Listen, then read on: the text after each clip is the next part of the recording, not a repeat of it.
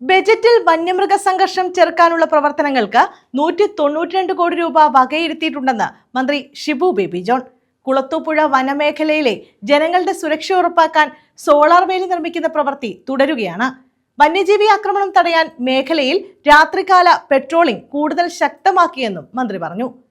കുളത്തൂപ്പുഴയിൽ കാട്ടുപോത്തിന്റെ ആക്രമണത്തിൽ കൊല്ലപ്പെട്ട ചുമട്ടുതൊഴിലാളി ബഷീറിന്റെ വീട്ടിലെത്തിയ ശേഷമായിരുന്നു മന്ത്രിയുടെ പ്രതികരണം. വന്യമൃഗങ്ങളുടെ ആക്രമണം ചെറുക്കാൻ വിപുലമായ പദ്ധതി തയ്യാറാക്കുമെന്ന് മന്ത്രി ഷിബു ബേബി ജോൺ പറഞ്ഞു. വനാതിർത്തി പങ്കിടുന്ന പഞ്ചായത്തുകളിലെ പ്രസിഡന്റുമാരുടെ യോഗം നടത്തി. എംപിമാരുടെയും MLA-മാരുടെയും യോഗം ഇനി ചേരും. താഴെത്തട്ടിലേക്ക് വ്യാപിക്കുന്ന പ്രതിരോധ നിരീക്ഷണ പ്രവർത്തനങ്ങളാണ് ആസൂത്രണം ചെയ്യുന്നത്. ഇതിനായി ഇത്തവണത്തെ ബജറ്റിൽ 192 കോടി രൂപ വകയിരുത്തിയിട്ടുണ്ട്. കുളത്തൂപ്പുഴ വനമേഖലയിലെ ജനങ്ങളുടെ സുരക്ഷ ഉറപ്പാക്കാൻ സോളാർ വേലി നിർമ്മിക്കുന്ന പ്രവൃത്തി തുടരുകയാണ്. വന്യജീവി ആക്രമണം തടയാൻ രാത്രികാല പട്രോളിംഗ് കൂടുതൽ ശക്തമാക്കിയെന്നും മന്ത്രി പറഞ്ഞു.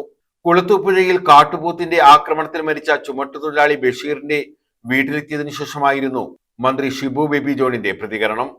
കഴിഞ്ഞ ഏകദേശം 49 ദിവസങ്ങൾ ഒരു മരണവുമില്ലാതെ പോയി 50-ാം ദിവസം വീണ്ടും ഒന്ന് സംഭവിച്ചു.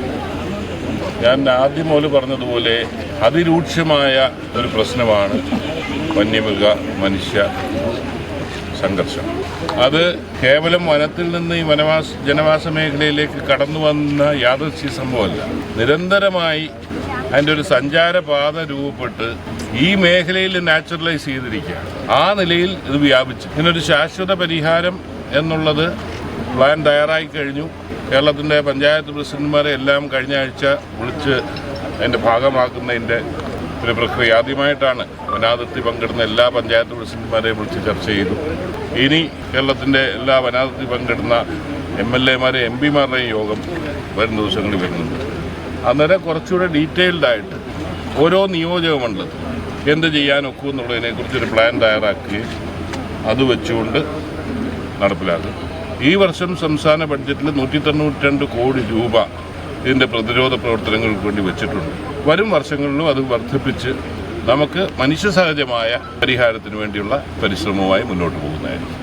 മുഖ്യമന്ത്രിയുടെ ദുരിതാശ്വാസ നിധിയിൽ നിന്നും സഹായമായി അനുവദിച്ച 10 ലക്ഷം രൂപയിൽ 5 ലക്ഷം രൂപ കഴിഞ്ഞ ദിവസം കുടുംബത്തിന് കൈമാറി.